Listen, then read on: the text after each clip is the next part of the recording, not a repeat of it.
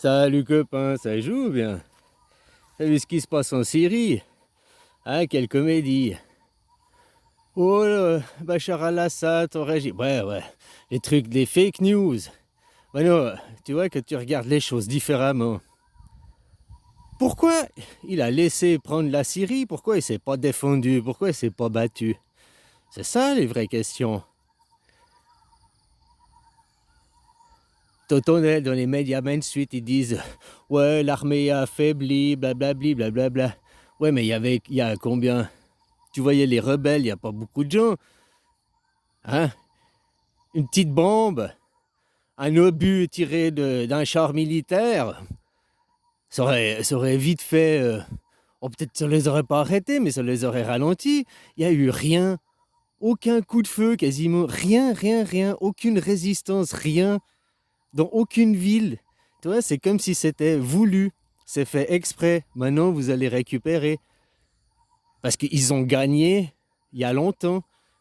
Puis maintenant, Bachar, il a fini son temps, puis il part, quoi. Oh, il part, ou il est tué. Peut-être on le saura jamais, il y aura des rumeurs. Peu importe, hein. Ouais, pour comprendre quelque chose, c'est comme chez vous, en France. Vous, vous- vous êtes européen, vous êtes plus français. Ça s'est passé en 1948, ça. Vous êtes toujours des royalistes, ceux qui sont, ouais, royalistes, le retour du roi. Mais la France fonctionne toujours d'un système royaliste, au présidentialiste, si tu préfères. Mais c'est la même chose, c'est toujours le même système. Macron, il vous représente face à qui? Face à l'Europe. Macron, il est pro-européen, Macron, il est pro... Non, Macron, il n'est pas pro-européen.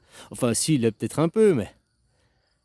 C'est ça que vous comprenez pas. Barnier, déjà Barnier, il est venu, il a travaillé 6 mois, maintenant il va avoir une retraite à vie. Hein. Pour avoir fait 6 mois de travail, une retraite de ministre, tant mieux pour lui, quoi. À part ça, Barnier, il a été nommé par l'Europe. C'est pas Macron qui l'a nommé.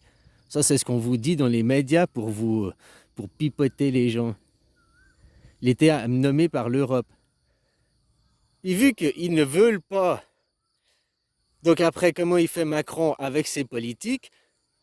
Il dit, bon, bah, toi, la gauche et la droite, vous faites opposition. C'est la première fois depuis 50 ans que la gauche et la droite se sont réunis pour faire une motion de censure, quoi. Parce que c'est face à l'Europe, ils attaquent. Vous n'êtes jamais rentré dans l'Europe. Vous êtes des Français sur un sol européen. Là, les Français n'ont plus de sol, concrètement. Enfin voilà, quoi.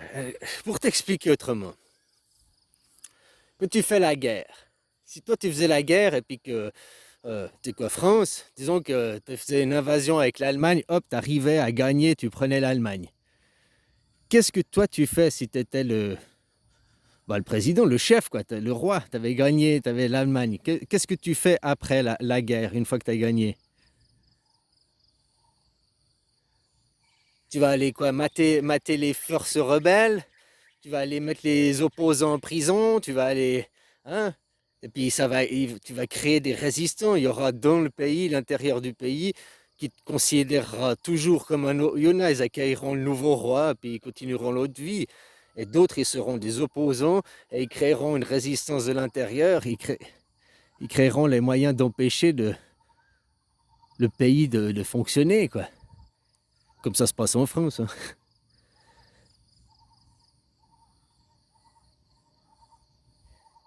Et après, tu tues les rebelles, tu fais, hein, donc tu crées, voilà, t'es sanguinaire. Bon, bah ça, c'est, si maintenant tu fais de l'ingénierie sociale et que t'es pas sanguinaire, tu viens, tu gagnes la guerre. Mais après, tu te retires et officiellement, tu dis, j'ai perdu la guerre. Et puis comme ça, tu casses toute résistance future à l'intérieur du pays. Tous les résistants, tous ceux qui sont contre l'opposant, qui sont contre, eh ben, tous ceux-là, vu que l'assiégeant a perdu, eh ben, ça tue la résistance. Ah, on a gagné, on a repoussé l'ennemi, l'ennemi est parti, on a vaincu, on a vaincu. Puis hop, la vie continue. Mais derrière, en politique, derrière, parce que les gens lambda, ils ne voient pas ce qui se passe derrière. Ben, pendant derrière, le nouveau président, c'est-à-dire l'euro pour vous, commence à faire ses trucs. Puis un jour, vous réalisez que c'est trop tard.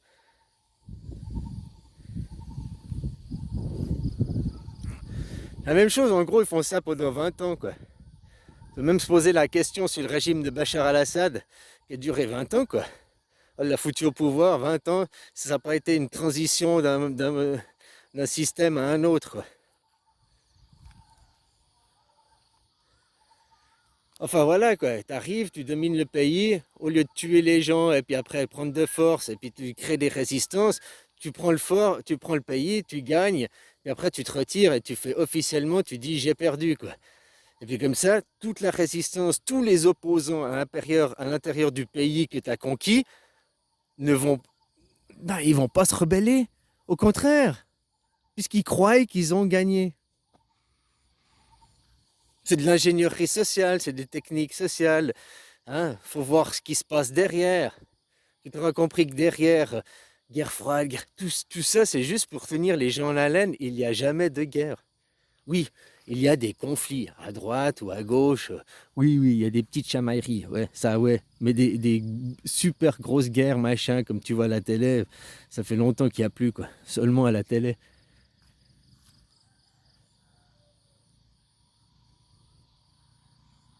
Tout ce que je te parle, cette ingénierie sociale, ça date de 3600 ans en arrière.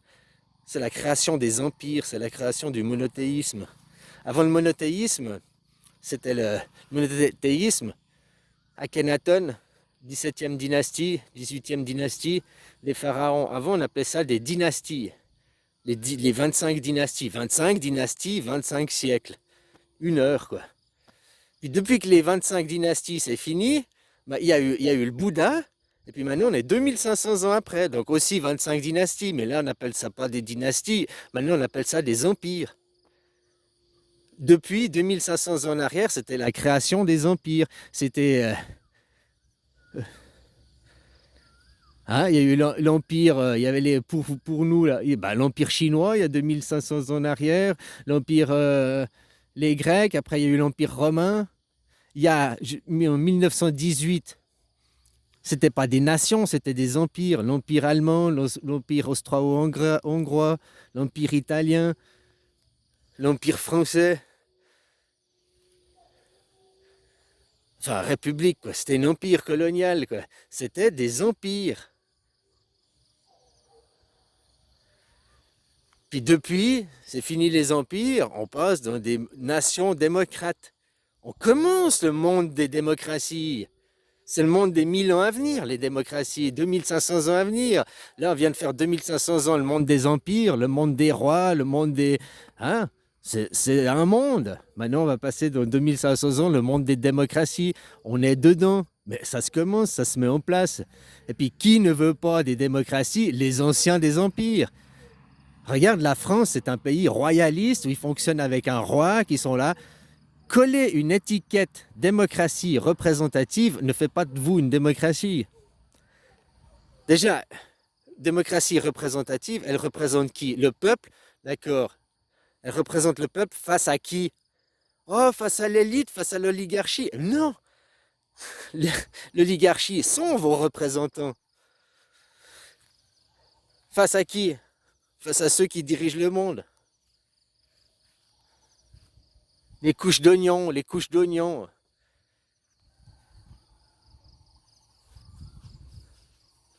Aujourd'hui, il faut sortir votre système royaliste et rester dans un système démocratique. La démocratie, c'est le pouvoir par le pouvoir au peuple. Donc, si tu n'as pas une démocratie directe, le même système qu'en Suisse, ça n'est pas une démocratie fondamentalement. Parce que qu'on sait que le peuple choisit, qu'on sait que le peuple, il vote. Jamais vos représentants, ils votent entre eux, leur petite clique, mais vous le peuple, quand on sait que vous êtes souverain, quand on sait que vous votez, jamais. Élire des représentants, c'est pas voter. Hein. En Suisse, tous les 3 mois, 4 mois, on pose des questions aux gens. Vous, vous choisissez un côté, puis pendant 5 ans, c'est ce côté ou c'est ce côté, quoi. Tant que ça change pas de président, nous, on fait, hop, 3 mois, on pose des questions, tac, on va là. 3 mois, on pose des questions, tac, on va là. Ça serpente tous les 3 4 mois, des fois, on peut faire tic, tic, tic, tic, tic, tic, tic, tic. Vous, concrètement, les questions ne vous sont jamais posées. Vous n'êtes pas dans une démocratie. Donc il faut commencer.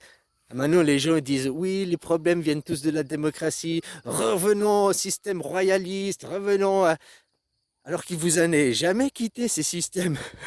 C'est ça le pire. Vous accusez la démocratie d'être responsable de tous vos péchés, de tous vos malheurs.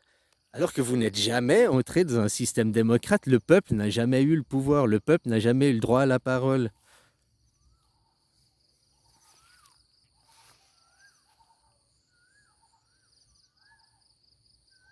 Voilà, la France, c'est un pays royaliste qui n'est pas sorti de sa royauté. Hein, en 1789, vous avez tué la tête du roi, vous n'êtes pas rentré en démocratie. Au pire, comme vous avez colonisé après, c'était même pire. Hein.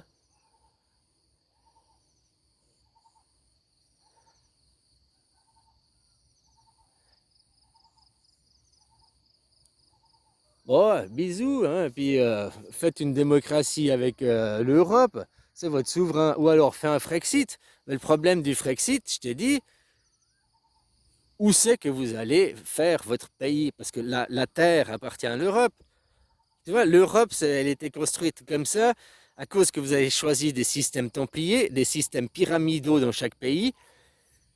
Hein, puis vous avez un représentant qui vous représente à l'Europe. Voilà. Mais l'Europe, il ne gère pas des gens. L'Europe, il gère la nation, il gère la terre. C'est comme si tu es une gérance immobilière. La gérance immobilière, elle gère les appartements. Elle s'en fout des gens qu'il y a dedans. Elle s'en fout des problèmes des gens, de ta vie, de ton travail, de tout. Elle gère l'appartement, elle gère la terre.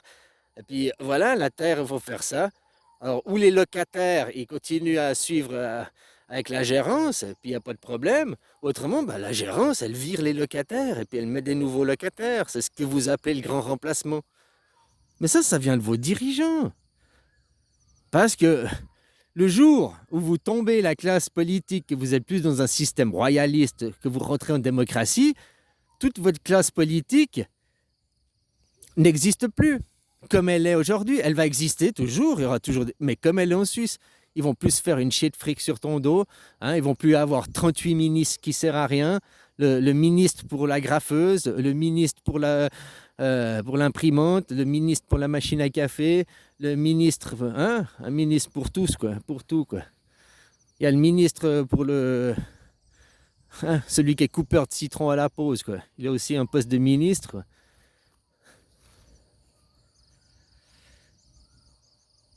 Là, Barnier vient 6 mois, il va se choper un salaire de ministre, mais c'est pas de sa faute, hein, s'il s'est fait dégager. Il savait déjà qu'il venait sur un siège éjectable. Tout est prévu à l'avance. Tout est prévu à l'avance. Mais qui aura le dernier mot? Tu crois que c'est ceux qui sont dans le château, les Français, ou bien ceux qui entourent le château, qui encerclent le château et qui affaminent le château, qui auront raison? Qui aura raison au fil du temps? À chaque fois, l'histoire montre que les châteaux se sont fait assiéger. C'était juste une question de temps avant la fin de l'assiégement. Hein. Ils finissent par crever de faim à l'intérieur du château, puis ils finissent par se rendre, comme vous en France. Les sanctions économiques appliquées contre la France, la famine qui arrive en France, le démantèlement des entreprises, la perte de vos emplois en France, qu'il n'y aura plus de travail, il n'y aura plus de nourriture en France. Vous ferez quoi? C'est la faute de l'Europe? Ben non, c'est la faute de vos représentants. L'Europe, elle gère la terre avec des locataires réfractaires, quoi, qui veulent non, non, on veut pas traiter avec l'Europe, on veut que notre roi nous représente. Mais ton roi, il représente que ses intérêts à lui, égoïste, ton roi, juste pour sa petite classe oligarchique. Votre intérêt, c'est de créer une constitution entre vous et l'Europe, et vous appliquez, vous copiez la Suisse, et vous demandez une démocratie directe. S'il n'y a pas une démocratie directe, si le peuple n'est jamais appelé aux urnes pour voter, je parle bien de voter, pas de élire, alors tu n'es pas dans un système démocrate. Oui, c'est la démocratie parce que nos représentants, entre eux, ils votent. Mais ils votent leurs intérêts, ils ne posent jamais la question au peuple. Allez, bisous.